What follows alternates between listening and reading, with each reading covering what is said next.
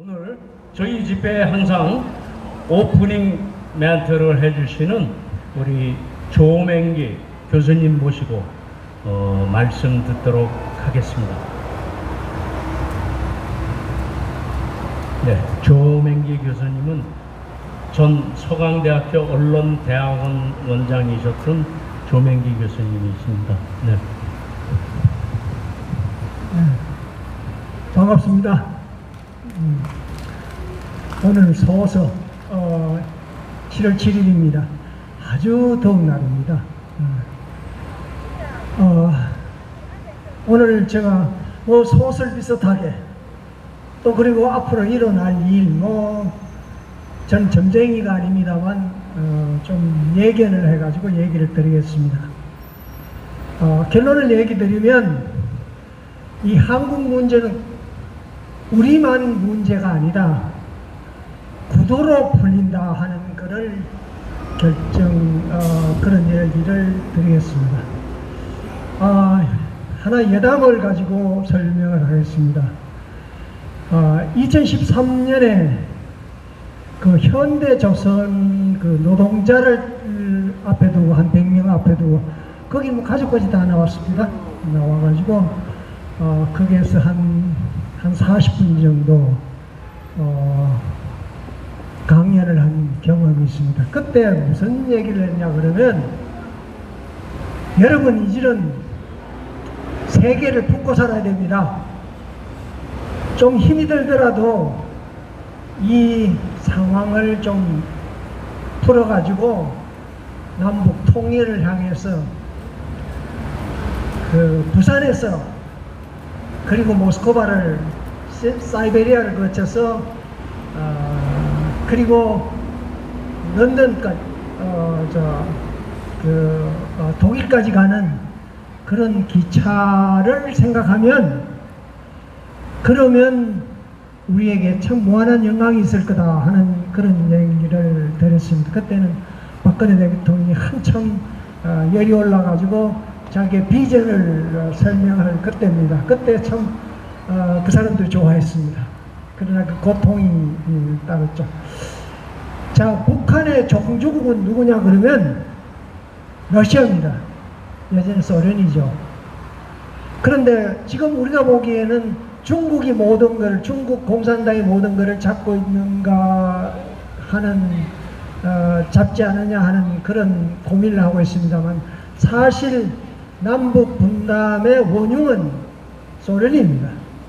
그래서 소련이 남북 통일 오케이 하고 가는 겁니다. 소련이 잡고 있습니다. 이 말은 푸틴이 잡고 있다는 얘기죠. 그런데 지금 우크라이나 참 비극입니다만은 우리와 같은 그런 상황, 1950년 우리와 같은 똑같은 상황, 자기 민족을 분단으로 갈려야 되는 그런 위기에 처해 있습니다. 왜 그러냐 그러면 러시아는 지금 나토와 EU에 대해서 하스테이지, 그러니까 어떤 뭐를 잡고 싶고 끈을 잡고, 그리고 다른 카드를 내주겠다 하는 뭐 그런 거죠. 그런데 지금 우크라이나는 나토의 무기도 가지 않고, 그리고 미국의 무기도 가지 않습니다. 물론 대한민국의 무기는 그리 갈 수가 없습니다. 가면 안 돼요. 자, 그런데 그 무기가 가지 않는다는 소리는 우크라이나는 협상을 하고 정전 협정을 맺어야 된다는 거예요. 우리 마치 1953년 같은 그런 겁니다. 그 대신 아마 푸틴도 대한민국에 대해서는 더 이상 괴롭히지 말아야 된다는 그런 각오를 가졌을 겁니다. 지금 푸틴이 자꾸 대한민국에 대해서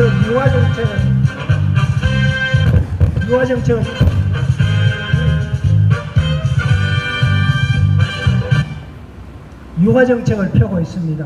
그 말은 전정 복구를 하려면 대한민국 필요해요.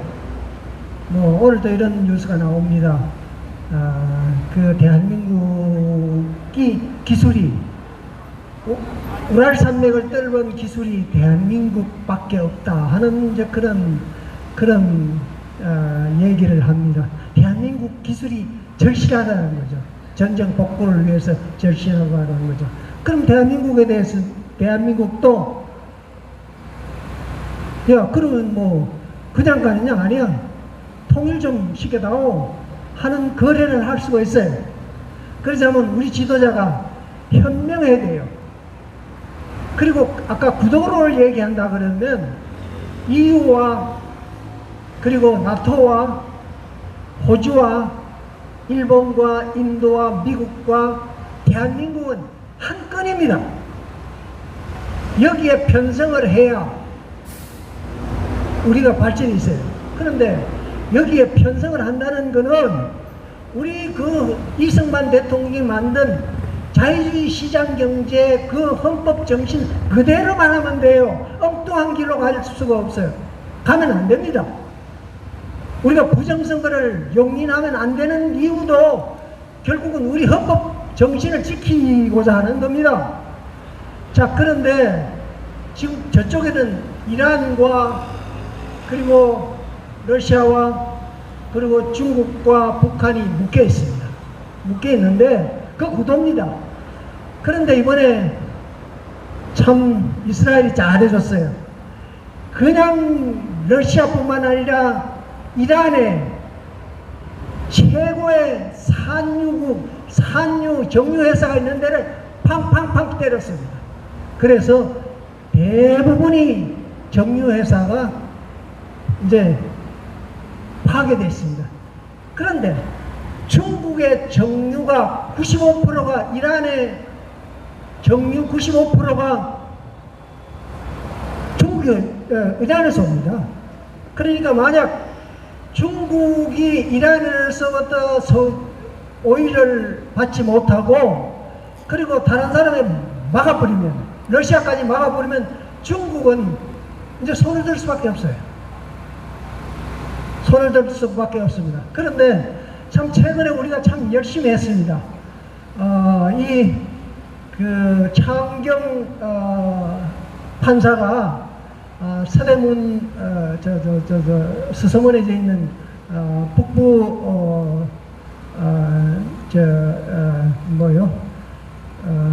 법원에 윤석열 대통령 구속을 결정을 했죠. 그게 1월 19일입니다. 그런데 그때 잡혀간 사람이 69명입니다. 아직도 감방에 있어요. 우리 자경우는 그 돈을 대고 그러는데 이제 막 우리도 지쳐요. 돈도 없어요.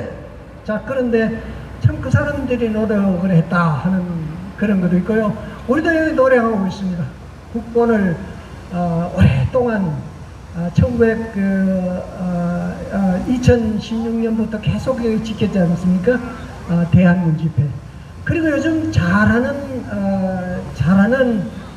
그런 자유대학 학생들이 지금 뭐 굉장히 잘합니다.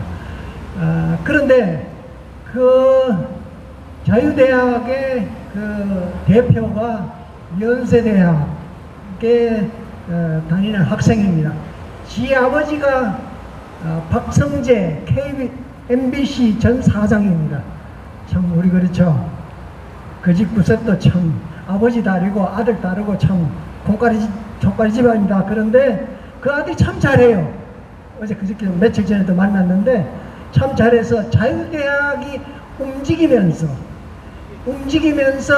전 세계를 향해서 저런 늦게 대학생이 움직이는 걸 보면서 야, 코리아는 저렇게 둬서는 안 되겠다 하는 그런 각오가 생기는 겁니다. 그래서 대한민국에 아주 좋은 기회를 맡고 있다 하는 이제 그런데 또 불행한 사실은 그 모사드가 그냥 폭격을 해가지고 벙커버스터를 해가지고 이란의 핵무기 그리고 군인 아주 최고급 관리들을 그냥 한 60명 정도 그냥 살해됐습니다. 그런데 그 비극이 결국은 모사드에, 뭐 이란도 그 정보를 갖고 있겠죠. 모사드에 많은 사람이 희생이 됐습니다. 뭐 보도에는 1000명이라고 그러는데 굉장히 많은 사람이 희생이 됐어요. 자, 그런 희생 위에서 우리가 지금 부정선거를 앞두고 그런 그 투쟁을 하고 있단 말이에요.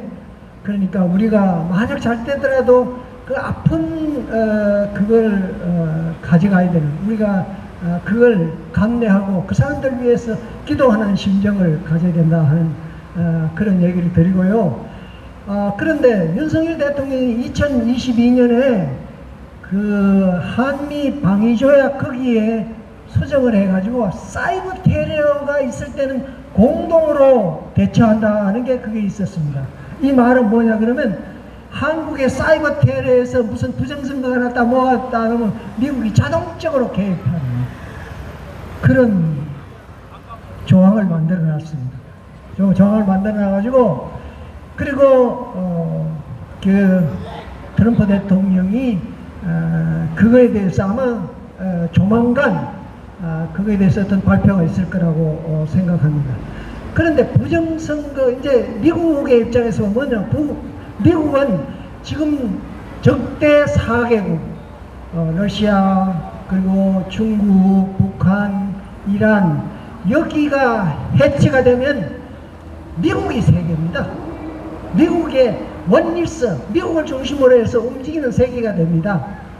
그런데요, 참 트럼프 대통령이 잘해요. 왜 잘하냐 그러면 예전에는 관세가 뭐 일본에도 35% 지금 매긴다 그러는데, 뭐 우리는 지금 그 조금 후에 얘기 드리겠습니다만, 그 일본은 로비를 참 잘했어요. 로비를 참 잘했는데 로비를 해가지고 관세를 낮췄단 말이에요. 그런데 그건 누구한테 로비했냐? 관료들이나 뭐 우리가 똑같이 그 딥스테이트 그 사람들, 그리고 의회 의원들. 그런데 야, 트럼프는 그 필요 없다. 관세를 이제 국가에 바쳐. 그리고 나는 더 이상 니들도 검은 돈 안 받는다는 거예요. 그리고 선거 자금 내 돈 다 있는데 뭐한테 받냐는 거예요. 참 정치는 그렇게 하는 겁니다. 막스 베버가 얘기했듯이 정치는 돈이 있는 사람이 정치를 해야지, 안 그러면 정치에 의해서 살아가는 사람은 매일 부정만 하는 거죠. 우리 마찬가지입니다. 지금 공직자 국회의원들이 왜 이렇게 힘들게 합니까? 그거 다 돈 받았거든요. 자, 그런 게 있습니다. 자, 그래서 그렇게 하면서 관세를 가지고 우리는 페어니스. 그러니까 공정성이라는 게 뭐 기계적 중립성 이랬는데 그거 아닙니다. 뭐 트럼프가 말이에요. 물론 계산 책상 밑에 하겠죠. 25% 때렸다면 25%고 35%면 35%예요. 그런 시대가 됐습니다. 그러니까 깨끗한 사람이 그렇게 대통령이 돼야 돼요. 대통령이 되는 사람이 온갖 비리를 다 갖고 있으면 이거 하나도 못 가요. 갈 길을 못 가요. 그럼 지금뿐만 아니라 과거도 그랬다. 그럼 그런 사람 키워야 돼요. 그리고 구도로 간다면, 나토와 EU와 호주와 인도와 일본과 대한민국을 이렇게 엮을, 또 러시아까지 엮을 사람이 나와야 되는데 이 실력파가 아니면 절대로 안 됩니다. 저기 봐요. G7가요. 그것이 나토 회의도 같습니다. 거기에 G7 가가지고 한번 망신당하면요, 다시 나오기는 힘들어요. 그리고 미 국무장관 여기 올라고 그랬죠? 캔슬됐습니다. 그러니까 한미 간의 관계가 완전히 끊어졌어요. 그걸 누가 풀어야 돼? 대통령이 풀어야 돼. 다른 사람 못 풀어요. 자, 그러면서 우리에게는 지금까지 노력했던 게 전 세계 다 알려졌어요. 우리 부정선거 이제 모르는, 세계 모르는 사람이 없어요. 얼굴 뚫고 대통령이라고 나갈 수가 없어요. 그런데 거기에는요, 그러면 여기에는 자유주의 정신이 있습니다. 자유라는 건 이성과 합리성이 있어요. 이성이라는 거는 뉴미랄, 본성입니다. 인간의 본성, 이성이 논리적입니다. 그리고 피노미나, 그러니까 우리가 보는 현상이에요. 현상이 세계. 현상이 세계인데 현상이 세계는 가장 중요한 게 그게 도덕적인 선과 악이라는 구분이 명확해야 됩니다. 그런데 선과 악이 대한민국은 썩어 빠졌어요. 공직자가 썩어 빠지고 국민 보고 그걸 부채 탕감해줄 중에 그 말도 안 되는 소리. 지금 문재인 정권에 들어서면서 가계 부채가요 3,200조 원입니다. 3,200조 원이에요. 그리고 공식적으로 드러나는 게 2,200조 원이에요. 국민 거지 만들었어요. 그 다음에 상법, 노란봉투법 그거 다 대기업 잡는 겁니다. 공사주의 그거는 사회재산을 인정 못하겠다는 거예요. 자, 그러면 거기에 자유가 어디냐? 자유가 어디냐? 자유가 없으면 이성이고 합리성이 아무것도 없어요. 그냥 노예가 돼가지고 지직걸레 되면서 남편 주워먹고 살아가야 돼요. 자, 그런 우리의 헌법 정신을 두고 엉뚱한 생각을 한 거예요. 그러니까 아버지 박성재는 열심히 그 더불어민주당을 위해서 노력했는데 아들 박준영이 전혀 아버지 편이었다는 거예요. 그게 맞는 거예요. 왜? 내가 장래에 살아갈 이 땅이에요. 내 자손이 살아갈 땅이에요. 그 땅을 그냥 설렁설렁 돈 몇 푼 받고 만족하는 그건 아니잖아요. 그거는 박정희 대통령이 남북 통일의 영광된 조국을 위해서 그렇다면 우리도 이제 얼마 남았어요. 세계가 도와줍니다. 우리의 네트워크가 도와주고 있어요. 그런데 우리가 가만히 있어가지고 안 된다 하는 얘기를 드리면서 덥지만 좀 분발하는 그런 우리가 되기를 기대하면서 끝내겠습니다. 고맙습니다.